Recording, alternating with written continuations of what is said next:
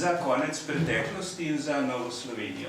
To je tako enostavno torej. In jaz bi to poročilo afirmiral, gledajte, to so ta tri poročila, ne? In ta trilogija je v bistvu kljub vsemu epohalno nacionalno delo.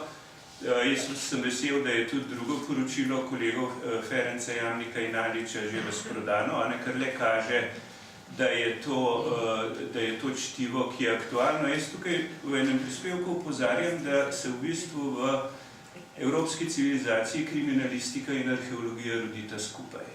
To pomeni, da imamo tukaj veliko intrigo, ki se je ne bomo nikdar izognili. Se ne da uiti temu, ampak drugo, kar bi pa rad poudaril, je pa, ko sem gledal film o Pedru Opeki, ki dviguje smetiščarje v človeško dostojanstvene ljudi, vse to delamo tudi mi.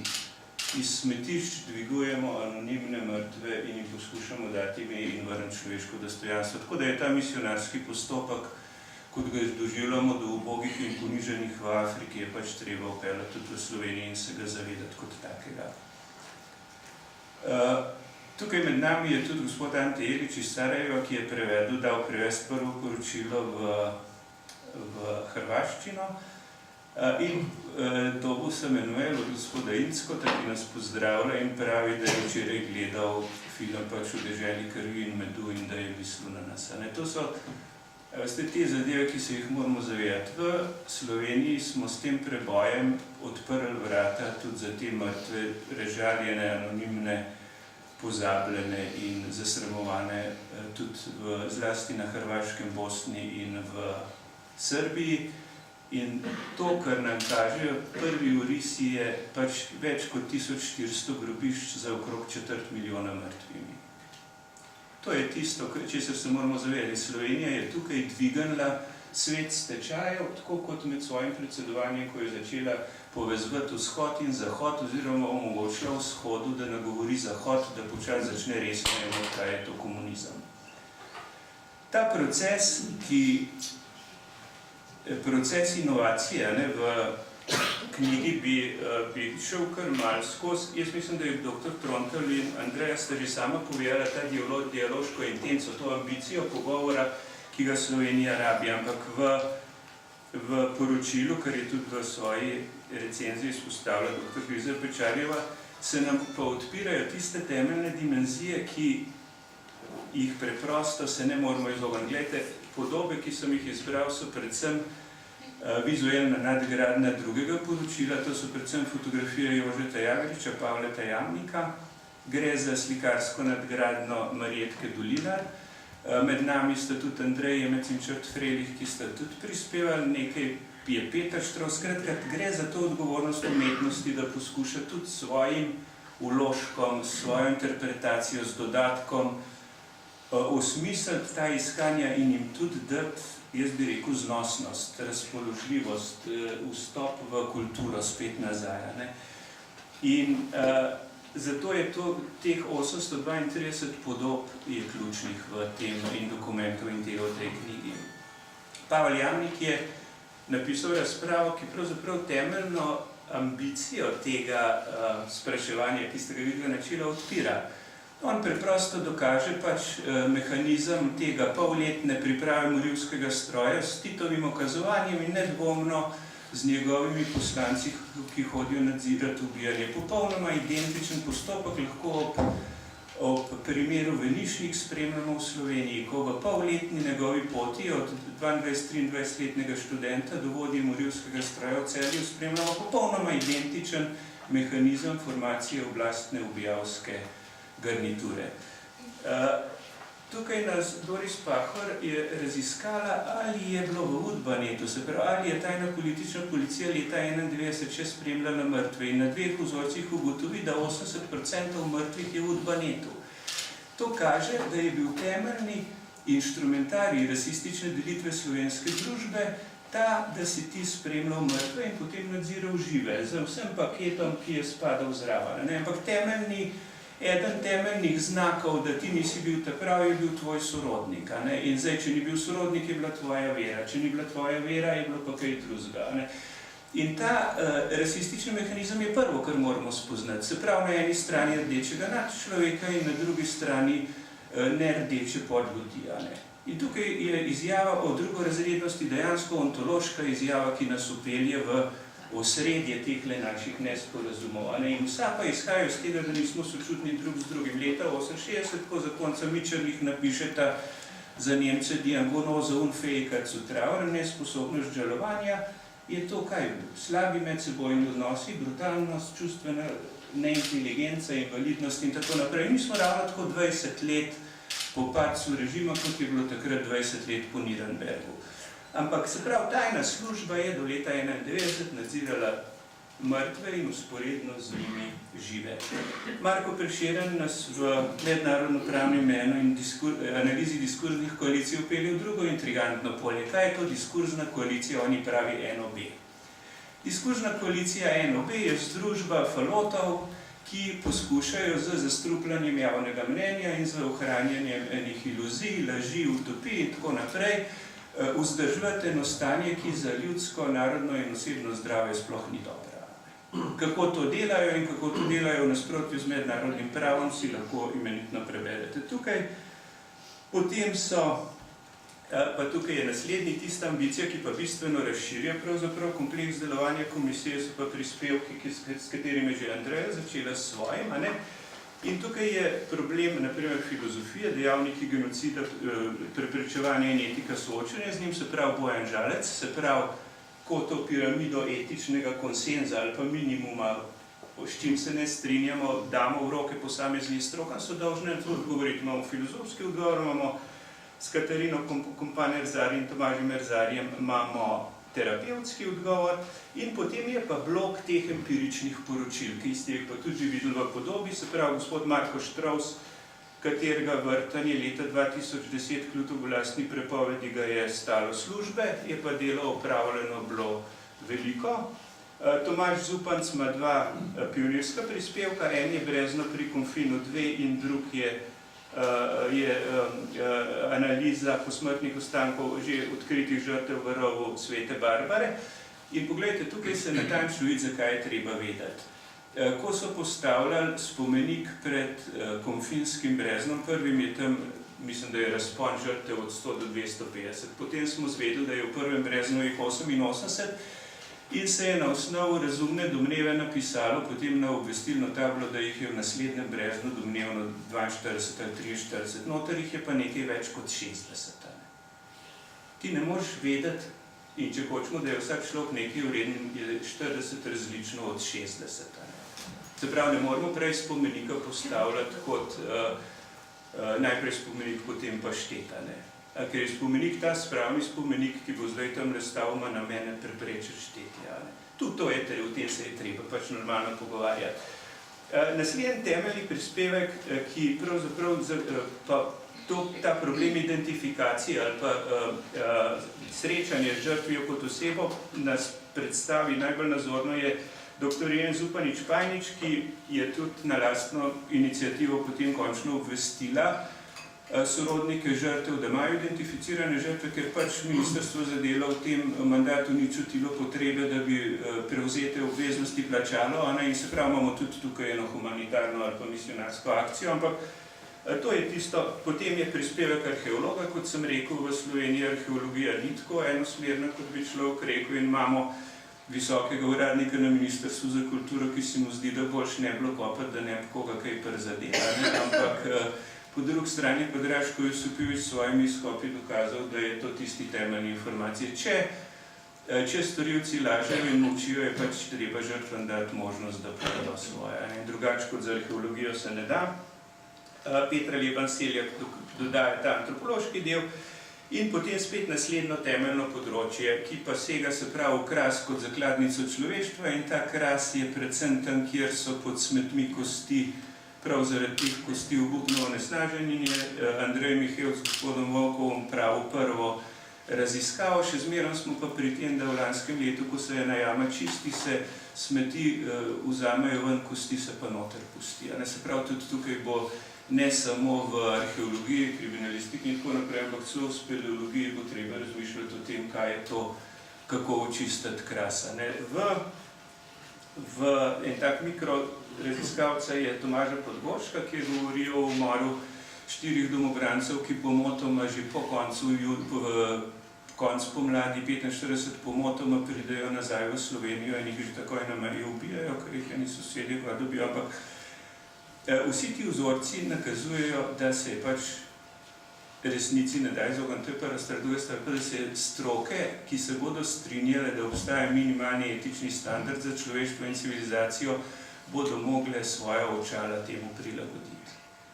To pa pomeni vzpostavljanje tiste piramide, ki vodi ne samo k pravni državi, k osnovni morali in etiki, ampak tudi k temu, da vsaka stroka počasi preveri, če je kaj pozabila v življenju pogledati, oziroma če je komu kaj dolžna. In jaz mislim, da je to poročilo toliko intrigantno in kot urednik, jaz sem seveda dodal še malo kakšnih takih internih pogovorov z gospodom Pirjevcem, Repetom in še s kom, ampak to so vse stvari, o katerih se je treba pogovarjati. In zato bomo 5. marca ob 19.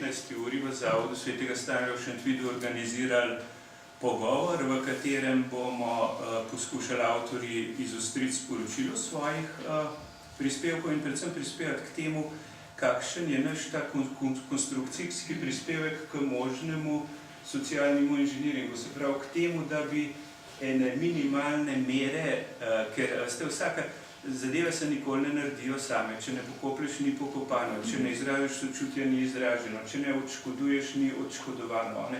In o teh stvarih se bomo preprosto pogovarjali, bi pa rekel, da ti podobce, ene manjše, ki ste jih videli, gospod Črta Freliha, to so dušice iz leta 2005. Leto prej je narisal podobco, ki se ji reče Grobak. Narisal je za naslovnico knjige, ki smo ji dali naslov Moč preživetja sprava z umorjenimi starši. Ta druga je pa imela naslov Spravno ljubeznijo iz rdeče ledene dobe. In ta slikarska napoved teh ledušca, ki jih je okrog 200 takrat bilo, se nam je ob odkritju tudi Hudi jami pokazala kot en izreden standard, jaz bi rekel, likovne slutne. In ravno taka reakcija ali pa odziv sta sliki Andreja Jemca o Hudi jami in Titovi cesti in pa te ovčke Petra Štravsa. To pomeni, da tukaj je cel kup stvari, ki se bodo potem le pokazale, da bo na koncu potreben tudi teološki okvir. In če zdaj gledamo te zadnje knjige teologov o spravnem procesu med Slovenci, vidimo, da smo pravzaprav v enem grškem okolju, kjer se med filozofijo, znanostjo in religijo budi ena radovednost, ki naj da nove odgovore. In jaz verjamem, da je poročilo tisto, k temu služi. Jaz se zahvaljujem vsem sodelavcem, vsem avtorjem. Hvaležen sem seveda tudi že prej omenil kolegu Pirjevcu, pa še komu, da so mi lansko leto omogočili odpust in da sem lahko nekaj mesecev v miru delal na Zavodu za zaposlovanje. In seveda sem hvaležen tudi založbi Družina, ki mislim, da je s to trilogijo izpolnila en založniški, jaz mislim, niti ne da dolg, niti ne podvig, ampak bi rekel eno poslanstvo, ki upam, da mu bodo sledile tudi druge založbe. Hvala lepa.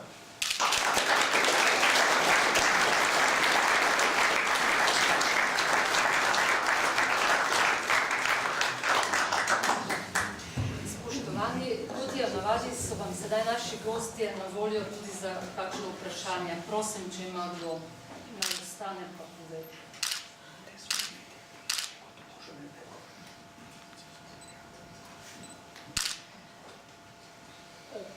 Verjetno ne morete tako hitro kaj dodati. Izvolite, gospod. Gospodnik na gospoda Levna postavil vprašanje o smrti grobišča.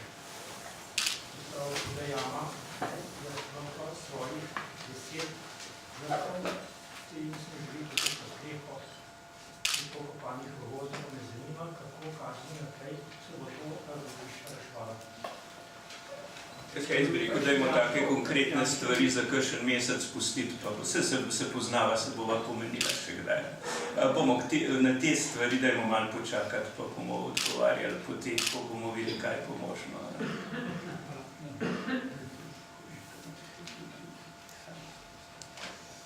Ni nobenega vprašanja.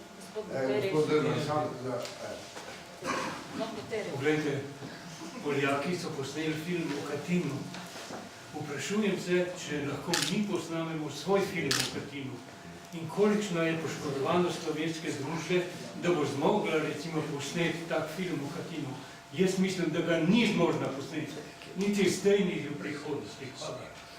No, veste kaj, jaz bi ne bi podvideli, mi imamo, jaz moram reči, da tukaj, gledajte, mi imamo, če bi zdaj tako, kot so te knjige zložene, zložili dokumentarce in če bi dal Filipa Dorina Rock'n'Roll iz, mislim, da je 90, Marka Čadeža 95, Jožeta Možino, mislim, da je 2 pa 2-4, pa Zupaniča 2-7 je to veliko boljše kot Katin.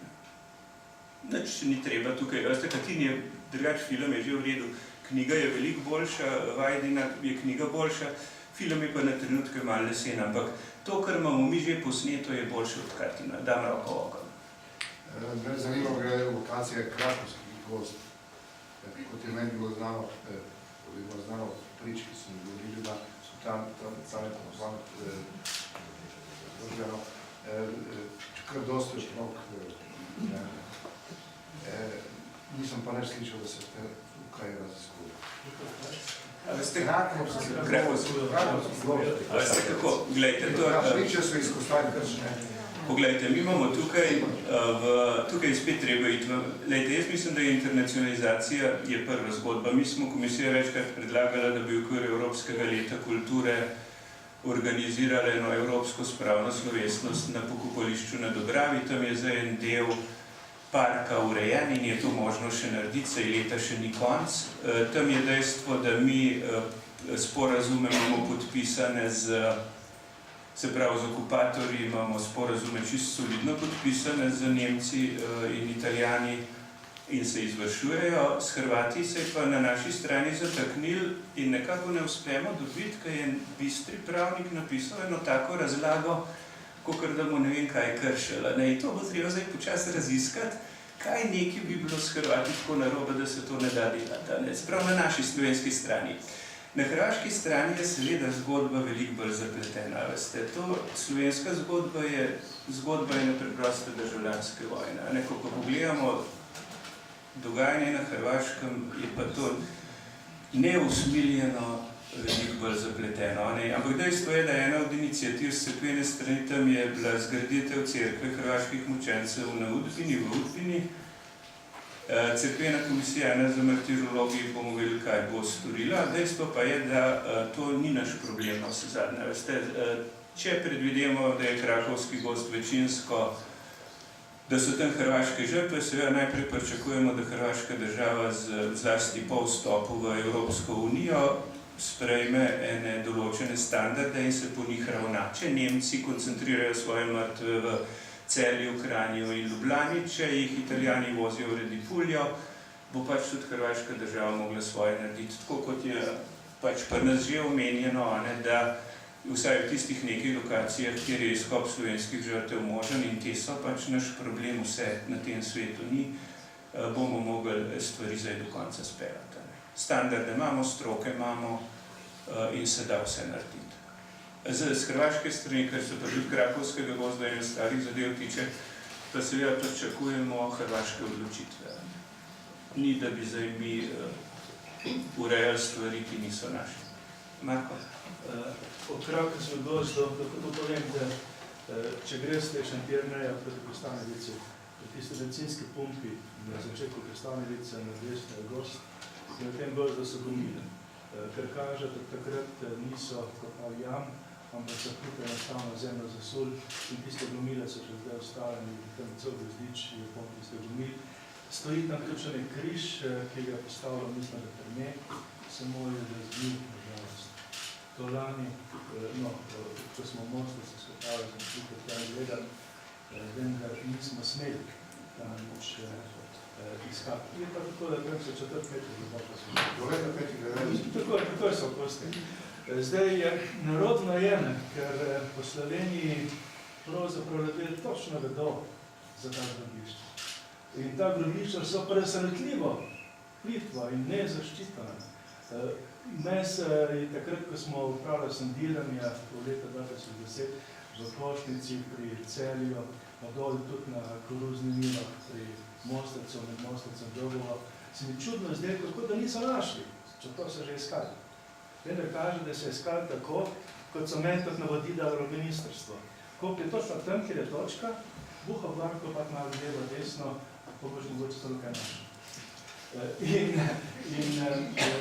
Ker te Košnice so kilometre globoko do Kostja, pa so tam delali sondiranja, nič našli. Pri Mostecu tudi so bila sondiranja, pa tudi nič našli. Pri Golobivnici celo je poročilo, da ni trupel, čeprav vemo, da so notrnice, zadnje je bila jama pred vojno 100 let preglobla, kot je zdaj. Vse to se ve, samo žalost je ta, da dosti v 20 letih, da smo samostojni, je urejeno eno samo grobišče, to je pri Slovenski Bistrici, pa še tista ni napravila država, kot občina. Nekaj ljudi v občini se je tega skupaj vzelo, so založili denar, potem do zdaj prosili državo, da bi bili tiste rezerve, tako da tisto je ostal občinski strošek. Tako da vse skupaj je res sramotno. In narodno pri vsem tem pa je, da se nekake metode tega varovanja, te nedotakljivosti, te zgodovine, teh zločinov, se menjavajo, vendar so vedno jako učinkovite. Ista policija, ki je do 91 leta stražila grobišča, zato da ne bi tam svojci prišli na grobove svojih pobitih sorodnikov, zdaj ta ista lokacija, ki jih dobro poznajo, ščitijo zaradi pietete. Pravite, to se pač ne spodoba.